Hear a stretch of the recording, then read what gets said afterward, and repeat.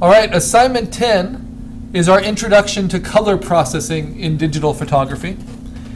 And adding color to black and white photos is really almost as old as photography itself, from the 1830s on. But it's a lot more interesting than just taking one of your photos, converting it to black and white, and then just adding your own color. And what I enjoy about it most is if we can find public domain photos or photos from our family or black and white photos where we don't know what the true color was, like this public domain publicity still of Marilyn Monroe. We have to research and pick our colors to match them as best we can. And we're kind of creating a history, making aesthetic choices. So in this case, this was a family member, and you're able to ask your family for old photos, and then you're interested in what those true colors might be. And you can even research what that uniform's colors were and what the insignia's colors were. Or this old one. Or even photos that aren't perfect in terms of their focus, but they might have sentimental value to you. By adding color, you get to make them a little bit more engaging. Now, what makes for a good photo to colorize and a bad photo? It's really tough when the photo is overexposed or underexposed. So notice here, I assume his shirt has texture and has folds, but because it was lit with a flash, all of that's just blasted out. And so when you add color, there's really no way to add that texture in.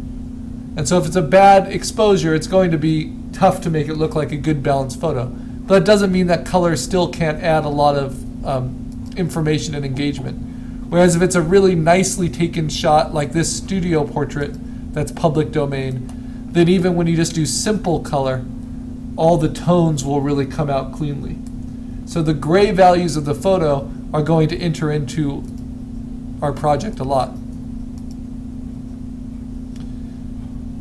Now, what's a little bit difficult about this is any color choice we have to make.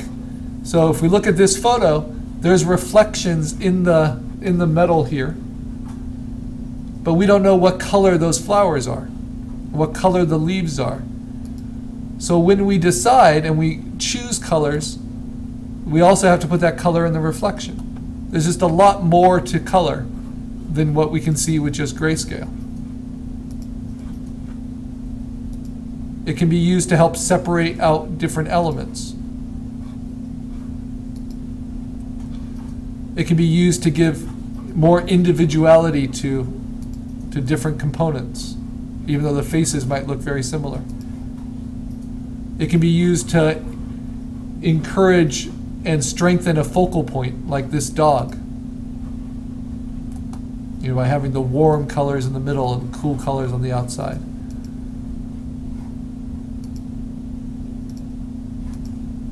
And it can even be used to not represent reality, but to kind of create a heightened reality.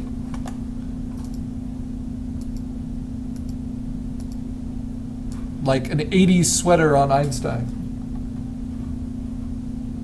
So, why are we focusing so much on color? What does that have to do with anything? In fine art photography today, a strong control of the color palette is just assumed.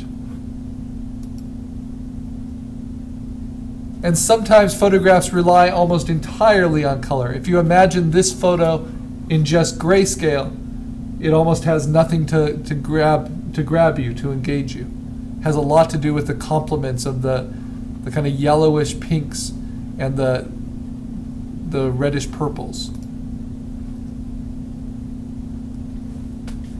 Without color, a scene like this, which is using the phenomenology of color when you shoot, you can get certain angles with certain lenses that refract the light and create these color illusions right in your viewfinder and in your exposures without any manipulation in Photoshop. But with digital coloring, we have very true to life color, and that's very new to photography. That's really only since about the mid-90s that we have true digital clarity in color. And it allows us to do really, really saturated experiments. Before that, if you actually had color in your photographs, they were limited to the film you were using. And your lighting had a lot to do with that. But now control of color really has a lot to do with what your message is.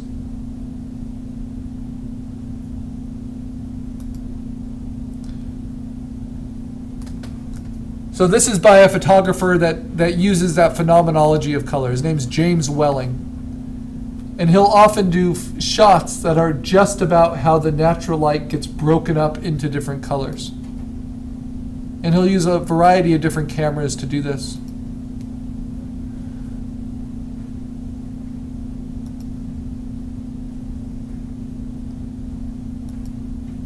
And once we have full control of all of it, then we can really make our photos as effective as they can be in this day and age.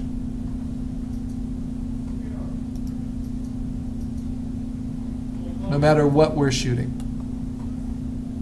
All right. So, how do we go about it? First, we need to find a photo to use. And if you're using one that is in your own belongings, you want to scan it. But for me, I'm going to use this photo of Woody Guthrie. Now, why am I going to use this photo? First of all, it has a high enough resolution to print. So it's about 7 inches by 9 inches by 400 pixels per inch, which means it will print an 8 by 10 really well. It's around 10 megapixels. But how do I know that it's safe for me to use that photo as my own? Because I didn't purchase that photo. I didn't take that photo. So we can do what's called a Google image search.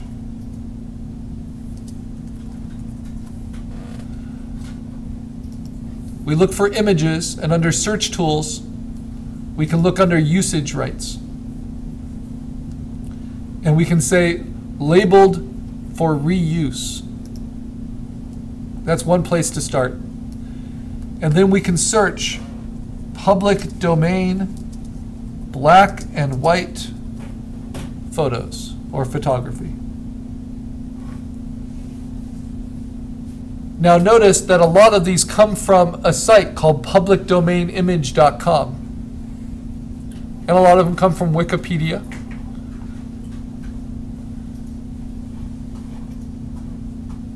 And then you just want to be sure. So if I like the look of this photo, it's a pretty neat photo. Old cars. If I'm into cars, that might be really good. I want to actually visit the page. And I want to make sure that it says public domain right on the page where I found it. And sure enough, it says royalty-free, public domain image, free stock photo. And the copyright is here. So it's not copyrighted, free for any use. You can use this picture. And that tells me that I'm perfectly safe using this. And if I really love what I've done, I can even put it in a calendar and sell it. It's public domain, it's free for me to do whatever I want with. And it might be because it was old enough that the copyright has lapsed, or it might be that the photographer gave it away, explicitly allowed it to be used in this way. So there are a few sites like that that will allow for public domain images. The harder trick is knowing if they're large enough for you to use, because you want at least 10 megapixels. So the other search tool you can do is size, and you want to look for images that are larger than, I would say, 10 megapixels. And sure enough, there's Woody Guthrie, which is why I'm using his.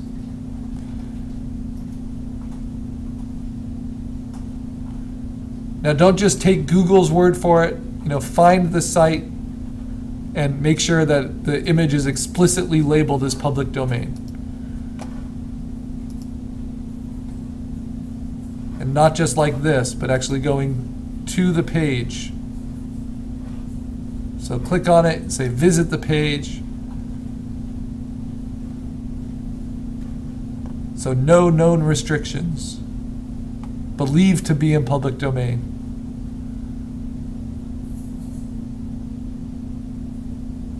So they can't guarantee it, but they're doing everything they can to check and are ensuring that it is. Flickr was set up as a Creative Commons site. So they're pretty good about researching the usage restrictions. All right. So once you have your photo, then you want to do another Google image search. And you can always just scan the image that is from your family. And this time we're going to search for old photos.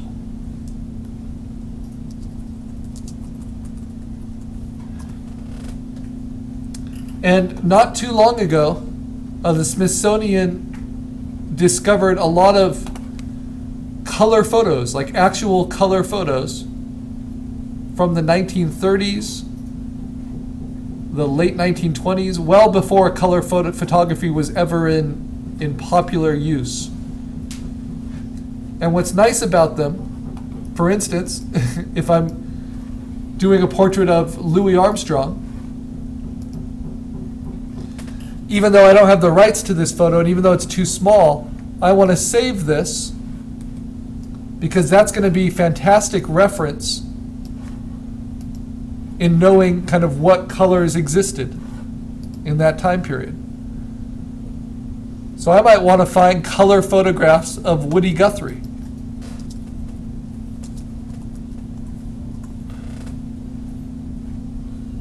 So I see lots of photographs of him.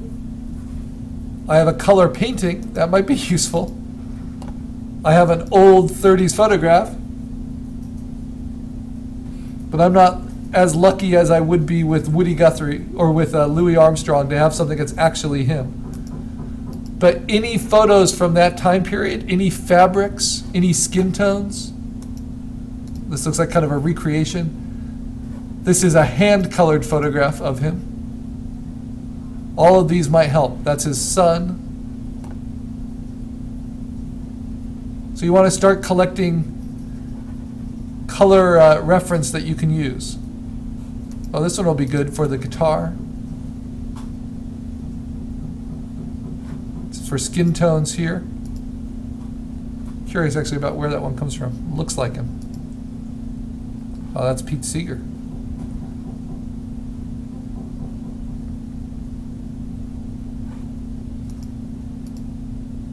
It looks like it's from a film. Yeah, the role of Woody Guthrie, but that might be useful.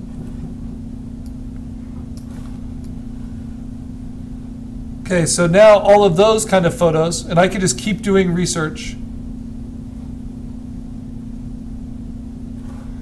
And sure enough, we see some of these 1930s photographs which have great textures and skin tones. I'm going to open those in new tabs, and I'm going to start saving those into my folder.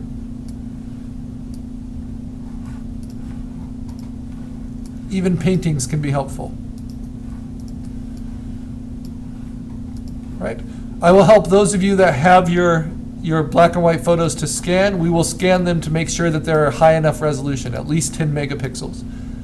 And then the next demo, we'll set those up in Photoshop and figure out how we color them and learn how that applies or how it relates to hand coloring of black and white photos.